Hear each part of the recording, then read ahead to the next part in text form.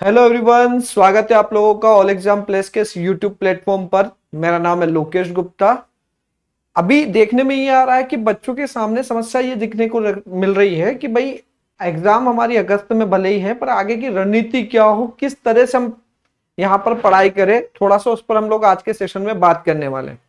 साथ ही हम लोग क्या रणनीति रखें ताकि हमारी जो एग्जाम्स है वो अच्छे से क्रैक हो जाए, क्योंकि इस बार नेगेटिव मार्किंग भी है तो थोड़ा सा डर तो है ही, पोस्ट भी कम है। तो हम लोग क्या कर सकते हैं जिससे हमारी तैयारी को और अच्छा बनाया जा सकता है। तो आज के सेशन में हम इसी बारे में बात करने वाले हैं। 120 दिनों की क्या रणनीति हम अपनाएं उस पर बात करेंगे। ठीक है, तो हम लोग पहले थोड़ा सा हम लोग जानकारी जो है, पहले एग्जाम प्लान देख लीजिए कि एग्जाम कैसे होने वाली है, कैसा शेड्यूल रहेगा, क्या क्या होगा इसमें। उसके बाद फिर हम लोग जो हमारी रणनीति वाले टॉपिक पे आते हैं। तो आप लोगों की जानकारी के लिए बता दूं, ऑल एग्जाम प्लेस पर पॉलिटिकल साइंस असिस्टेंट प्रोफेसर के लिए नेट सेट इसके लिए क्लासेस शुरू हो चुकी है, जिसकी अभी ऑफर प्राइस जो है वो 2999 फीस रखी गई है। हालांकि अगर अभी आप कोर्स परचेस करते हैं तो इसका जो प्राइस रहेगा वो 2000 रुपए प्लस जीएसटी रहेगा। तो आप ये ऑफर का भी लाभ उठा सकते हैं, नहीं तो उसके बाद ही आपको जो है 2999 में आपको ये कोर्स मिलने वाला है। ठीक है, तो जल्दी करते हुए इसको जो है कोर्स का लाभ उठाइएगा। चल हम लोग थोड़ा सा एग्जाम प्लान को समझते हैं कि इस परीक्षा में होने क्या वाला है, कितने क्वेश्चंस रहेंगे, कितने नंबर्स के रहेगा पेपर, उस पर बात करने वाले हैं। ठीक, तो हम लोग बात करें कि असिस्टेंट प्रोफेसर की जो एग्जाम है, इसमें जो आपके पेपर होने वाले हैं वो पेपर दो रहेंगे। एक रहेगा पहला प्रश्न पत्र, है ना, प्रथम प्रश्न पत्र जो जीएस का रहेगा, सामान्य अध्ययन का, और इसमें प्रश्नों की जो संख्या रहेगी वो प्रश्नों की संख्या कितनी रहने वाली है, 50। एक क्वेश्चन जनरली 4 नंबर का होगा, तो यहाँ 200 नंबर का आपका पहला पेपर होने वाला है। पार्ट फर्स्ट होगा वो 200 नंबर का। सेकंड जो रहेगा वो आपका सब्जेक्टिव रहेगा, विषय से संबंधित, और इसमें 150 क्वेश्चन रहेंगे। एक क्वेश्चन वापस से 4 नंबर का रहेगा, तो टोटल 600 नंबर का रहेगा। ओवरऑल अगर आप ये देखेंगे तो टोटल मिलाकर ये होता है पेपर आपका 800 नंबर का। साथ ही 100 नंबर का आपका इंटरव्यू रहेगा। ऐसे करके टोटल जो है नंबर आपके जो होने हैं वो 900 नंबर से में आपको जो है सिलेक्शन लेके चलना है। ठीक है, तो यहां आपको 900 में से जो आपका कट ऑफ बनेगा। ठीक, टाइम ड्यूरेशन आपको पता है कि टोटल 4 घंटे का। पहले पेपर के लिए आपको जो है 1 घंटा मिलेगा, सेकंड पेपर के लिए आपको 3 घंटे का समय मिलेगा, तो टोटल आपके लिए 4 घंटे का समय दिया जाएगा। ठीक है, और इस बार की अच्छी चीज है कि थोड़ा सा नेगेटिव मार्किंग आने से जो सीरियस स्टूडेंट है, जो पढ़ते हैं, उनके लिए अच्छी बात है कि भाई जो तुक्के वाली जो चीजें थी वो थोड़ा सा कम हो जाएगी, और जो आप जिस चीज के लिए कॉन्फिडेंट है वही चीजों पे आपको फोकस करना है। साथ ही एक चीज अच्छी रहेगी इससे कि कट ऑफ भी थोड़ा कम जा सकता है ना। हालांकि हम कट ऑफ पर भी एक वीडियो बनाएंगे। नेक्स्ट वीडियो हमारा जो रहेगा वो एक तो इंपॉर्टेंट टॉपिक्स कौन कौन से हमें पढ़ना है उस पर भी बात करेंगे, कट ऑफ क्या रहेगा, ठीक है, उस पर भी बात करेंगे, और इसके लिए क्या बुक से हो सकती है या कौन कौन सी अच्छी बुक लिस्ट जो है वो उस पर बात करेंगे। ठीक, चलिए आगे हम लोग बात करते हैं इसकी रणनीति के बारे में। हम लोग थोड़ा सा डिस्कशन करते हैं कि इसके लिए क्या रणनीति अपनाई जाए, क्योंकि कंफ्यूजन यही है कि आगे पढ़े कैसे। 4 महीने का समय शेष बचा है हमारे पास में, है ना, तो अब हम क्या कर सकते हैं इन 4 महीनों में, उस पर बात करते हैं। इस रणनीति को हम 2 पार्ट में डिवाइड कर लेते हैं। स्टार्टिंग के 3 महीने के लिए हम थोड़ा सा प्लान अलग बना रहे हैं, और लास्ट का जो 1 महीना रहेगा, माने जुलाई का जो महीना रहेगा, उसके लिए शेड्यूल थोड़ा सा हम लोग चेंज करते हैं, है ना। प्रारंभिक 3 महीनों के लिए क्या रणनीति है उस पर हम आगे बात करने वाले हैं। अंतिम 1 महीने के लिए क्या रहेगी उस पर भी हम लोग बात करने वाले हैं। सबसे पहले तो मैं आपको प्रारंभिक 3 महीने के लिए आप क्या स्ट्रेटजी फॉलो कर सकते हैं ना, ये उन बच्चों के लिए भी हेल्पफुल रहेगी जो हमारे यहाँ से कोर्स नहीं जुड़े हुए, या हमारे यहाँ के जो बच्चे नहीं, उनके लिए भी ये स्ट्रेटजी आप सब लोग फॉलो कर सकते हैं ना। जो सेल्फ स्टडी कर रहा है वो भी इसको फॉलो कर सकता है ना। एक सजेशन है, आप लोगों को ये हेल्प करेगा। पहली चीज तो ये कि आप लोगों को अभी थोड़ा सा पढ़ने में टाइम थोड़ा ज्यादा देना पड़ेगा, क्योंकि अभी आपको अगर यही फोकस है, आपका टारगेट यही रख रहे हैं, तो कम से कम 6 से 7 या 8 घंटे आपको डेली पढ़ना है। इसको आप थोड़ा और बढ़ा लीजिए, मान लीजिए आपको इसको 6 से 8 घंटे का शेड्यूल मान के चलिए कितना आपको पढ़ना है। अगर आप सीरियस स्टूडेंट है, एपी पे ही फोकस कर रहे हैं, तो आप प्रतिदिन 6 से 8 घंटे आपको डेली पढ़ना है। दूसरा, पढ़ने में मजा तब तक नहीं आने वाला जब तक आप उसके प्रति इंटरेस्ट डेवलप नहीं करेंगे। आप अगर उसको एक बोरियत के रूप में इस तरह से पढ़े जा रहे हैं जिसमें आपका मन नहीं लग रहा है, तो फिर कोई मतलब है नहीं, है ना। वैसे भी पॉलिटिकल साइंस जो सब्जेक्ट है, पॉलिटिकल साइंस सब्जेक्ट वैसे भी ऐसा सब्जेक्ट है जो इंटरेस्ट के साथ ही पढ़ा जा सकता है। ठीक है, देश दुनिया में पॉलिटिक्स से रिलेटेड क्या घटनाएं घट रही है उसको हम लोग थोड़ा सा कोरिलेट करके जो है चीजें सीख सकते हैं। और ये तो आपको अवेयर करने का भी काम करता है। ये ऐसा सब्जेक्ट है जो आपकी डेली लाइफ से जुड़ा हुआ सब्जेक्ट है। किसी देश की शासन की व्यवस्था को समझना है तो पॉलिटिक्स के या पॉलिटिकल साइंस के बिना कैसे पढ़ सकते हैं हम लोग, कैसे समझ सकते हैं कोई चीज को। तो पढ़ने में थोड़ा सा इंटरेस्ट डेवलप करिए, है ना।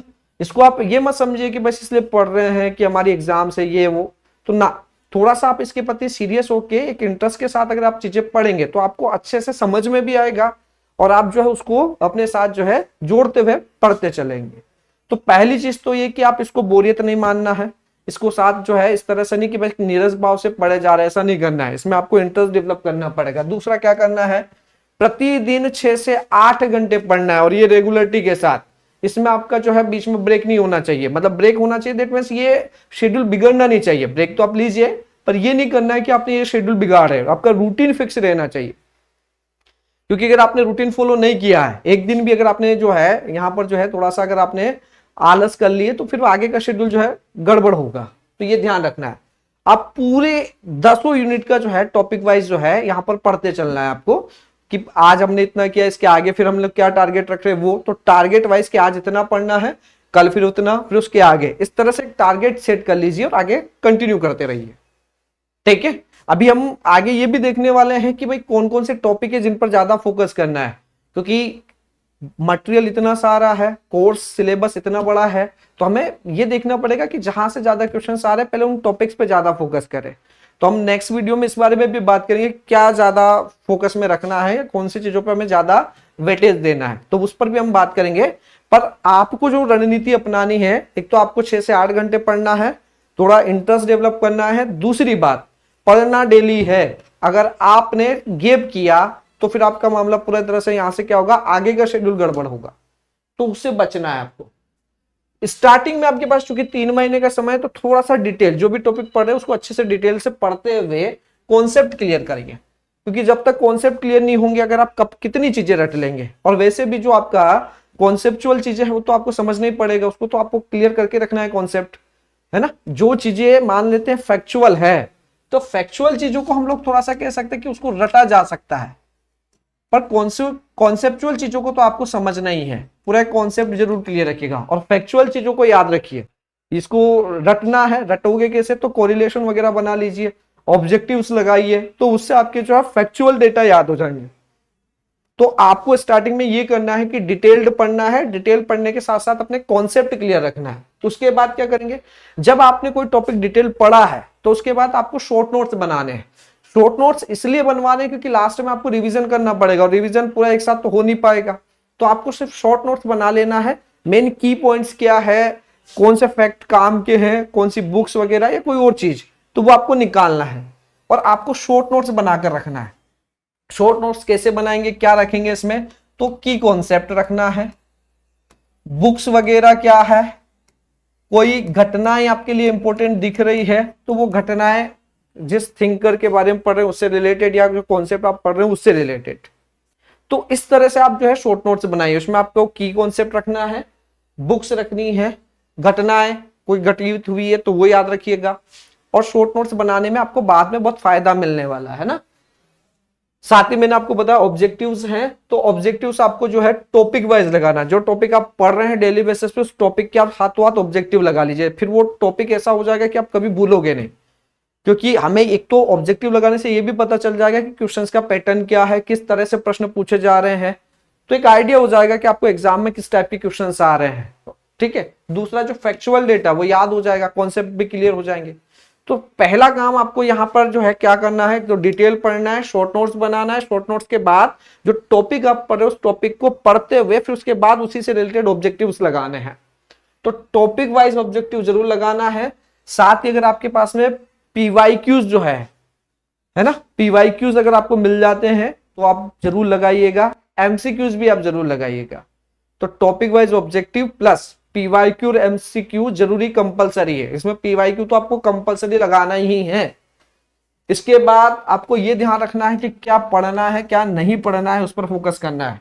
देखिए मैंने पहले ही कहा कि मटेरियल इतना सारा है, अब सब कुछ पढ़ना क्योंकि 4 ही महीने शेष है तो फिर कैसे संभव होगा। तो आपको यह समझना पड़ेगा कि क्या जरूरी है क्या जरूरी नहीं है। जो हमारे लिए कम इंपॉर्टेंट चीजें उनको पहले हम हटाएंगे और उस पर ज्यादा फोकस करेंगे जो हमारे लिए बहुत ज्यादा जरूरी है। क्योंकि दिनों दिन एक समस्या ये भी आ रही है कि अब तो पोस्ट भी अभी थोड़ा सा कम आ रही है, तो कट ऑफ भी जो है, हालांकि नेगेटिव मार्किंग है तो फिर भी कट ऑफ बैलेंस ही रहेगा, पर पिछले कंपैरिजन अगर आप करें तो कट ऑफ हर साल बढ़ ही रहा है। इसलिए थोड़ा इससे बचे और उन चीजों पे ज्यादा फोकस करें जो ज्यादा इंपॉर्टेंट है। ठीक है, तो ये स्टार्टिंग के 3 महीने के लिए आपको रणनीति बनानी। क्या करना है, बिना इंटरेस्ट के पढ़ नहीं पाएंगे तो पढ़ने में थोड़ा इंटरेस्ट डेवलप करिए, इसको बर्डन मत मानिए। 6 से 8 घंटे आपको जो है प्रतिदिन पढ़ना है, डिटेल पढ़ना है, कॉन्सेप्ट क्लियर रखना है, फिर इसके बाद उसके शॉर्ट नोट्स और की कॉन्सेप्ट, बुक्स, घटनाएं, इसको पढ़ना है। फैक्चुअल डेटा को याद रखने के लिए ऑब्जेक्टिव्स लगाइए और साथ ही आप ये भी कर सकते हैं कि इसको कोई कोरिलेशन से याद कर सकते हैं। टॉपिक वाइज ऑब्जेक्टिव लगाना है, पीवाईक्यू और एमसीक्यू जरूर लगाना है, क्या पढ़ना है क्या नहीं पढ़ना है, या आप इस पर ज्यादा फोकस करना है।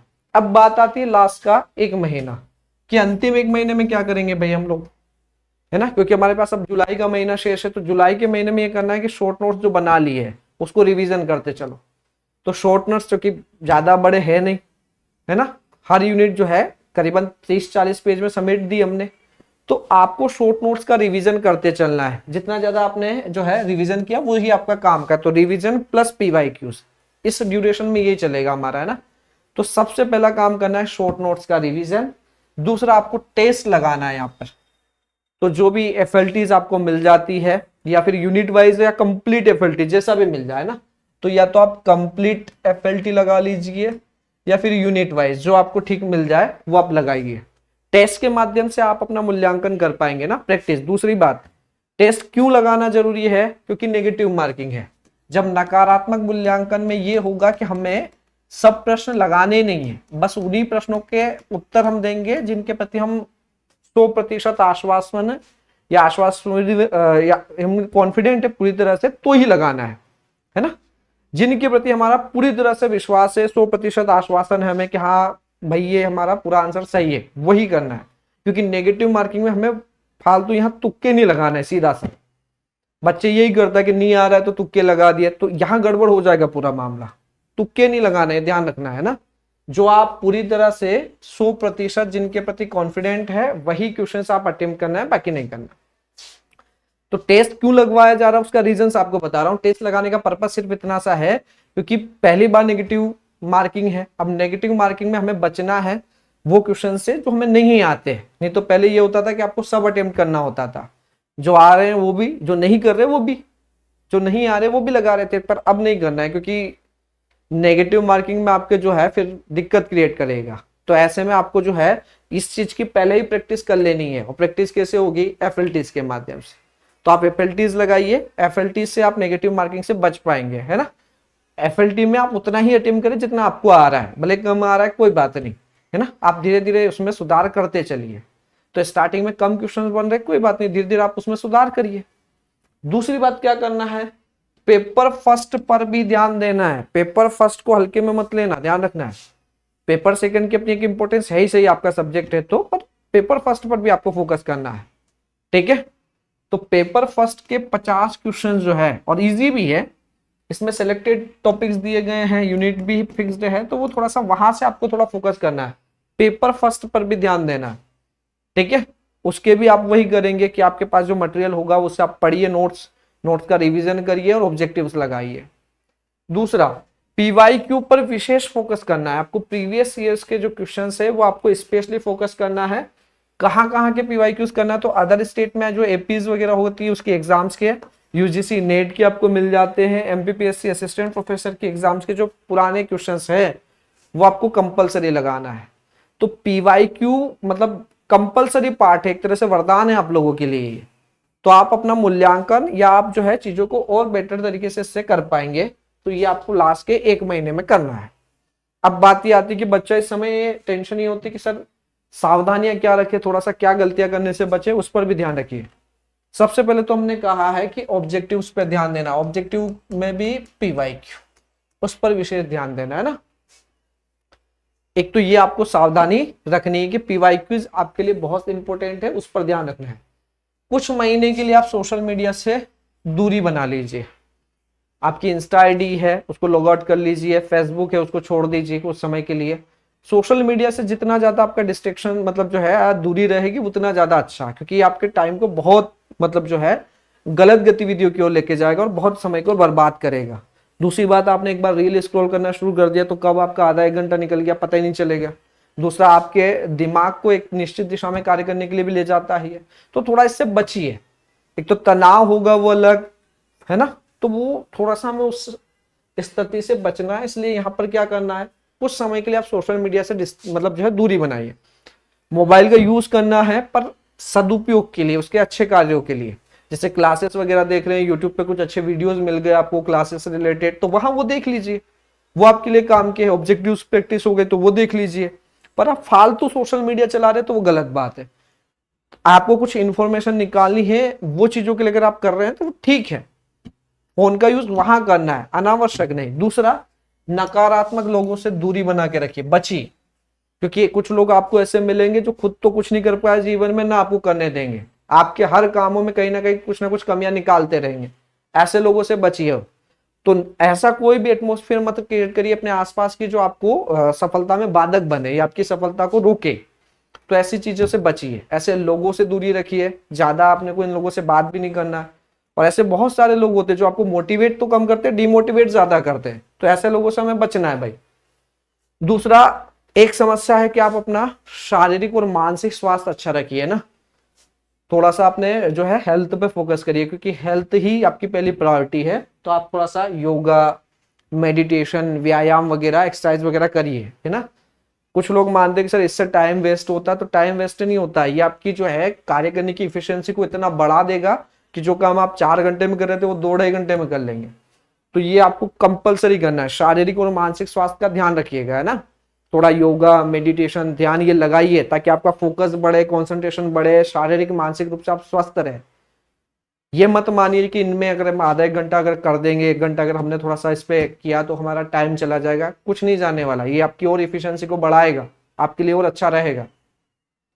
दूसरा, भले नेगेटिव मार्किंग है पर अपने आप पर विश्वास रखिए कि कुछ नहीं। और नेगेटिव मार्किंग मैं पहले ही कह रहा हूं, जो सीरियस स्टूडेंट है उसके लिए तो बहुत अच्छी बात है, उसको तो पढ़ने में मदद ही करेगा, वो उसके तो और सिलेक्शन के चांसेस बढ़ा देगा ये। तो खुद पर विश्वास रखिए, है ना। खुद पर विश्वास रखकर आप जो है एग्जाम पर फोकस करें ना, एग्जाम पर ध्यान दें और आप निकाल लेंगे। कोई बड़ी टास्क है नहीं, तो आप थोड़ा सा खुद पर विश्वास रखें। दूसरा, आप अपना रूटीन जरूर बना के रखिए और रूटीन को हमेशा फॉलो करें, क्योंकि हम लोग रूटीन फॉलो नहीं करते तब सारी व्यवस्था गड़बड़ हो जाती है। इसलिए रूटीन को कभी बिगड़ने मत दीजिए, रूटीन हमेशा फॉलो करना है ना। आपकी एक नियमित दिनचर्या रहेगी तो आप स्वस्थ रहेंगे, अनावश्यक चीजों में ध्यान नहीं भटकेगा, फोकस रहेंगे काम के प्रति और अच्छे से कर भी पाएंगे। इसलिए रूटीन मत बिगड़ने दीजिए। आपने जो प्लानिंग की है 4 महीने के लिए वो प्रॉपर फॉलो करना है, ठीक है। तो रूटीन हमेशा बना के रखिए, रूटीन बिगड़ने नहीं देना। क्लियर है। तो आई होप ये अगर आप करेंगे तो आपकी तैयारी और बेटर हो जाएगी, ठीक है। ये मेरी साइड से आप लोगों को सुझाव है, आई होप आपको पसंद आया होगा। आगे कुछ सेशन मैंने आपको कहा कि कुछ हम लोग और क्लासेस लाने वाले हैं। इसमें हम लोग एक तो इंपॉर्टेंट टॉपिक्स कौन से है उस पर भी हम लोग थोड़ा सा डिस्कस करेंगे, साथ ही बुक लिस्ट एक बता देंगे हम लोग की बुक कौन कौन सी पढ़ी जा सकती है, इसके लिए उस पर भी हम लोग बात करेंगे। तो एक तो बुक लिस्ट देख लेंगे और इंपॉर्टेंट टॉपिक कौन कौन से है उस पर हम लोग बात करेंगे। साथ ही आप लोगों की जो है कट ऑफ, उस पर भी थोड़ा सा हम डिस्कशन करेंगे, कट ऑफ क्या रखा जाए या मतलब क्या होगा या क्या संभावना बनती है, पुराने कट ऑफ को भी एनालिसिस करा देंगे हम लोग थोड़ा सा, है ना। तो आई होप ये क्लासेस आपको पसंद आई होगी। ये पूरी एक कंप्लीट रणनीति जो आप अपना सकते हैं, ठीक है। तो इसी को आप फॉलो कीजिए, आपको बहुत मदद करने वाले है। साथ ही आपको एक बार फिर से बता दूं कोर्स के बारे में कि जो बच्चे इंटरेस्टेड है या तो एपी की तैयारी करना चाहते हैं, नेट, सेट, पॉलिटिकल साइंस की मेरे साथ, वो जो है ऑल एग्जाम प्लेस पे इस कोर्स को ज्वाइन कर सकते हैं। एक्चुअल फीस उसकी 2999 है और अभी अगर आप उस कोर्स को परचेस करते हैं तो वो आपको 2000 प्लस जीएसटी उसमें आपको मिल जाएगा। तो कोर्स की जो अभी प्राइस है वो 2000 प्लस जीएसटी ऑफर में रखी गई है, ध्यान रखिएगा, है ना। तो जिन बच्चों को ज्वाइन करना वो ज्वाइन कर सकते हैं, ठीक है। तो जल्दी से इसको जो है ज्वाइन करना ना भूले, ठीक है। अगर आप अपने को सुझाव देना चाहते हैं कि आपको किस विषयों पर जो है वीडियोस चाहिए तो आप वो सजेशन भी दे सकते हैं कि सर ये थोड़ा सा अगर ये चीजें आप और करवा दें। ठीक है, कोई चीज को लेकर आपके मन में कंफ्यूजन है तो आप पूछ सकते हैं। ठीक है, चलिए मिलते हैं नेक्स्ट सेशन में। बने रहिए ऑल एग्जाम प्लेस के साथ। धन्यवाद।